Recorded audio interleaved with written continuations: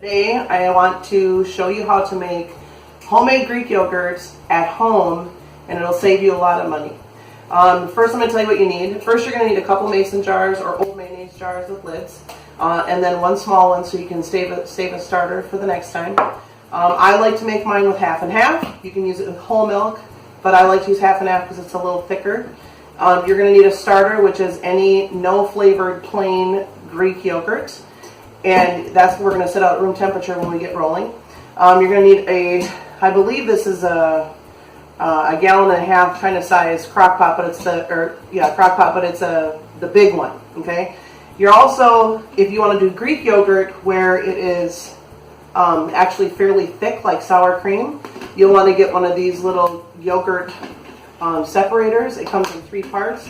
They cost $20 on Amazon. They ship to your house. If you don't want to do that, but you still have everything else, all you need is a strainer and a towel, and you can run your yogurt also through the towel.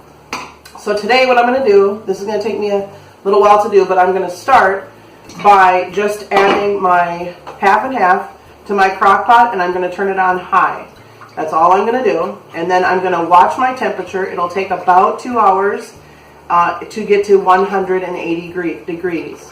Once it's reached 180 degrees, I'm going to shut it off and unplug it, and I'm going to let it drop down to 110 degrees, and that's when we're going to add our yogurt that we bought in the store. So basically, I'm going to put the lid on this, and I'm going to come back in a couple of hours, and we're going to check the temperature, and we'll go from there. Digital thermometer, and I check the temperature, and it's right around 180 degrees. It's about 178, but it's close. It's okay. And then basically what I'm going to do is I'm going to unplug the crock pot, and I'm going to remove the lid. Now I'm going to let it cool until it gets to 110 degrees, and then I'm going to add my starter, but not until it's 110 degrees. If you do it before then, you're going to kill your starter, your bacteria that's in your yogurt starter, okay? So I spent time just making dinner, taking a bath, and doing whatever just to pass time. I've got about another hour and a half or so, maybe 2 hours to get this to the right temperature, and then we'll add the starter and we'll set it on the counter overnight. So I have checked my temperature. My temperature's at 110 degrees, so it's been about 3.5 hours so far. So basically what I'm going to do now is I'm going to take my starter and I'm going to pour it inside, and I'm going to whip it in with my whisk, slopping all over. Oops. Got the wild and crazy going here. And basically I'm just going to mix it in. So it was 110 degrees. Your starter's been sitting on the counter at room temperature when you put it in. You don't want to put it in cold. Then you're going to put your lid back on. Then we're going to take a couple towels. I got 2 old towels. I just save old ones for when I wash the car, or if I don't know, just any whatever thing around the house I do. But these ones I just need to create an incubator to keep this temperature in here stable. So basically, I'm still unplugged. I didn't plug it back in. I'm just going to wrap my crock pot with my towels, and to keep the moisture inside here, so it gives my yogurt bacteria in the starter that I put in time to grow. So now I'm going to leave this in here for about 9 hours. So right now it's 9:30, so I'll probably leave it in for about 11 because I don't want to get up at 4 o'clock in the morning. So I'll get up around 7 or 6:30, 7 o'clock, and I will come and take this and I'll pour it into my strainer, and then from my strainer into my jars, and then I have yogurt. So this is all for now. I've got about 9 hours or so, and I'll be back to finish the video. I am back.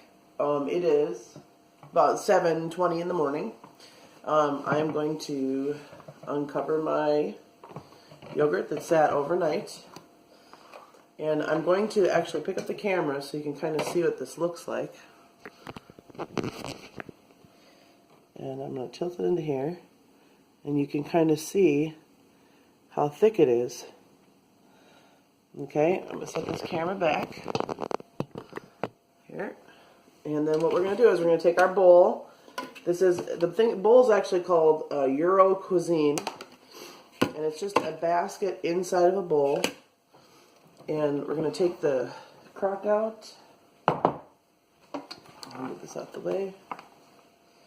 And then pretty much we're going to start and just pour as much as we can into this.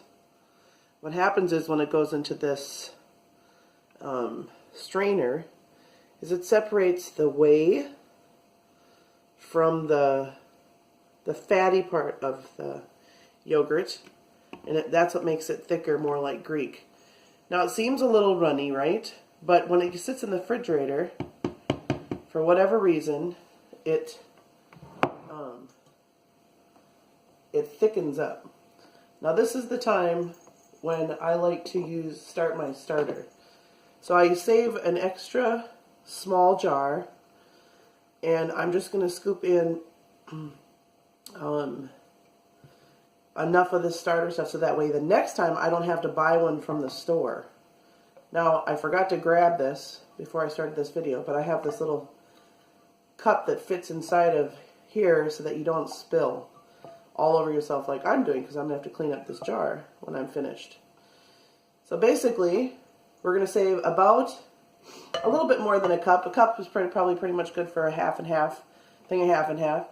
And you're just going to put the lid on that. You're going to put it in the refrigerator, and you're going to save it for the next time you make your yogurt. Now I'm going to let this yogurt sit on the counter for maybe 3 or 4 hours. I'm going to go and babysit my grandbaby. I'm going to come back, and I'm just going to take it and scoop it into jars and put it in the refrigerator. And once it's in the refrigerator, it stiffens up. So I'm going to come back and finish showing you getting it into the jars and then showing you what it's like after it's chilled. So that's the next step.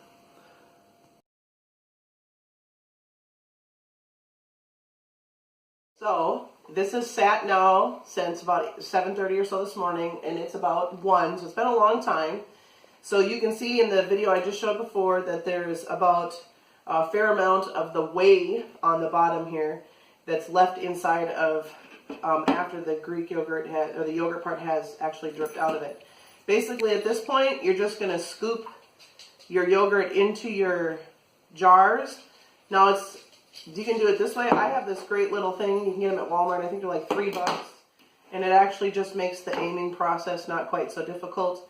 This will fill up about 2 mason jars, like the large mayonnaise jar size, full. And then this here should last. Your yogurt should last.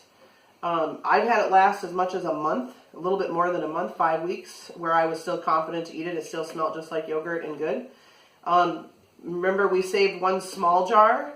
That's always your starter. So every time you make a batch, you always pull your starter aside so that you have it for the next time. So I only had to buy the first starter because I didn't have one. So now I've got 2 containers of yogurt. Once this sits in the refrigerator, actually this will make about 2.5.